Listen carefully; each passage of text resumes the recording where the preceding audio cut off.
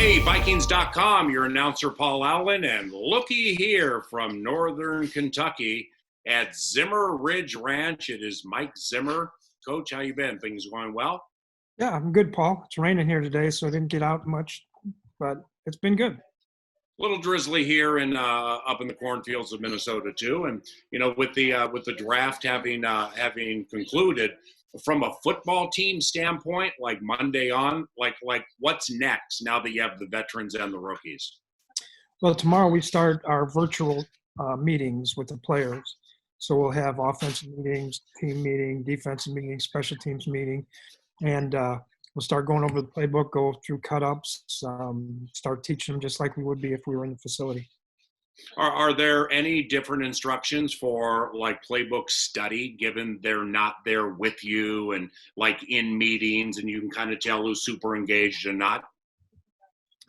No, I think what we're trying to do is get the players more involved by asking more questions as we go along in the meeting. So, and making sure that we take care of the things that are really important.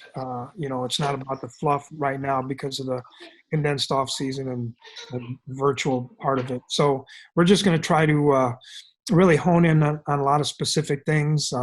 As I said the other night about we've tried to give the players prior to this off-season position-specific movements to do. Obviously, it's going to be a little harder, but we're going to try and make the best of it.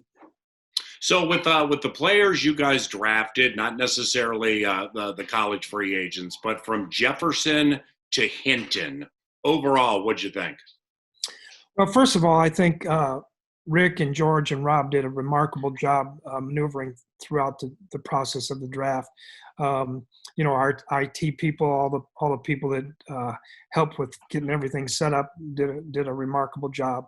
But I really thought that he controlled the draft. There was times when we tried to trade and couldn't, and then we get the player to fall to us. Or there was times when guys got picked that we were going to pick right before us, and we were prepared to move on to someone else in case that happened. So I really thought they did a great job.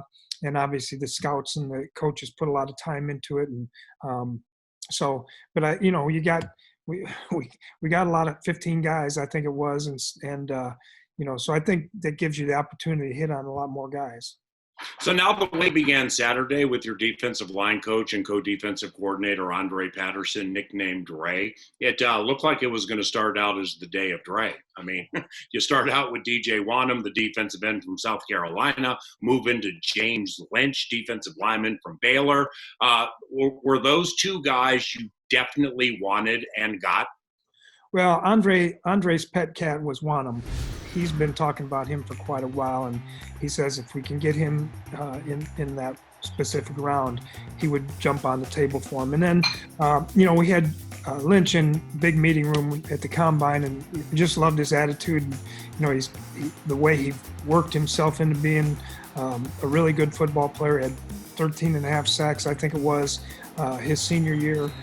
And really from not a big rush position that they played there at Baylor. So he was another guy that, he's like our guys, extremely hardworking, smart guy, loves playing the game of football. So do you feel good about where you are right now with the defensive line? Obviously, Danielle Hunter, Afadio Denebo, your three techniques, Michael Pierce is new, and then you add these guys. Do you feel good where it is, or do you still just constantly need to look at free agency? Well, I think we always look at free agency, but I do feel good about these guys. And even more so, I feel good about our coaches and getting these guys up to speed right away. And, it's kind of like Andre said during the draft. He said, we're going to make him, he was talking about DJ Wanham. And I said, man, those highlights are pretty good. And he said, yeah, I got to get him to do that all the time. So, I think that's part of the coaching part of it too. Is we got to get these young guys up to speed and get them out there and get them prepared to go play NFL football. At Zimmer Ridge Ranch, I know you're quarantined with your son Adam, who's co-defensive coordinator and also linebackers coach. And with Oregon linebacker Troy Dye, you oversee everything. But like in intimately chatting with your son about that linebacker, what does he like? Yeah, well, he liked his size. This was kind of Adam's pet cat. So he liked his size. He likes the way he can run. Really thought he was a smart guy that would end up being a really good special teams player for us, and then eventually moving into some of the roles as we need him to. But we actually had his brother Tony at Cincinnati when I was there. He was a safety. With not to get too deep into these safeties, you took Josh Metellus in round 6 from Michigan, then Brian Cole, Mississippi State late. I think they're both intriguing for many reasons in reading up on them. Cole specifically and how he started as a wide receiver, size and height wise, right there with Harrison Smith. And your need behind Harrison and Smith clearly is there for a safety who can back up and play special teams. So with those guys, do you feel you got that kind of guy? Yeah, I think so. They both run pretty well. I think Cole does a really, he's got great measurables. He had really good times and height and weight and speed. So we felt good about him. And the other guy from Michigan, I think he's a strong physical guy that I think he should start out on special teams right away. So he's a little bit placed a little bit closer to the box. They both, in college football, they both are. But we'll teach them all the intricacies of playing a little deeper in the back end and the things that we need to get accomplished. It obviously, Mike, all matters to you, but from a cornerback standpoint with Hughes and Holton Hill and Chris Boyd, and then you go Gladney on day one. And, with the cornerbacks you've added, but yet where it is now, virtual study, where I know you probably just want to get them out on the field, start teaching them the right technique. Do you have to battle, that with you and be patient with it? And overall with those corners, you feel okay? Yeah, I feel good about him. Gladney is a tough competitive guy. Cameron Danzler is a big, tall, long guy that really has some unique skills. And so now we're starting to add 5 or 6 guys in there that have opportunities to go in and play and let them fight it out and find out who can learn fastest and wants to be the best competitor and go out there and play. Who can learn the techniques and the scheme as fast as they can.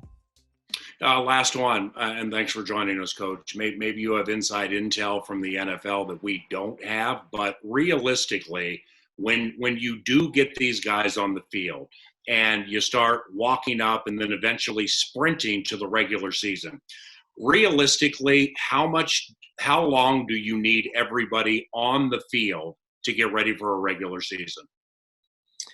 Well, I don't have anything with the NFL, any insight, but I do believe that they'll give us a little extra time if it goes on to a lot closer to training camp.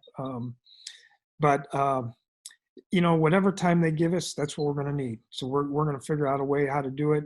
And like I've said before, back in the old days, they didn't have OTAs and they had one mini camp. They had a longer training camp, obviously. But so we'll put together a plan on how we can get these guys up to speed as fast as we can. One of the good things is we've got a ton of guys on offense coming back. So we may be a little bit more involved offensively with a lot of things that we've done in the past, and defensively we may have to go at a little slower pace just to see how this goes. But I do think the special teams could be a big factor in a shortened preseason training camp kind of thing, because you can get these guys out there, get them going, and they have a chance to help you win football games right away and early. And we've got 2 pretty good specialists.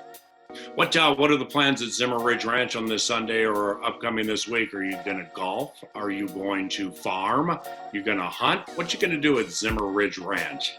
Yeah, I'll probably get on the skid steer a little bit, and if it dries up a little bit, it's a little wet out here. But yeah, Adam and I may have to play a couple holes that we made over the lake, and yeah. We shot some guns, not yesterday, the day before. We shot some clay birds and things like that. So we're quarantining as best as we can. When you guys play golf, who wins? Usually Adam. He's younger and stronger. I understand. Thank you very much for the time, and look forward to seeing you here in Minnesota, okay? All right, Paul. Good seeing you.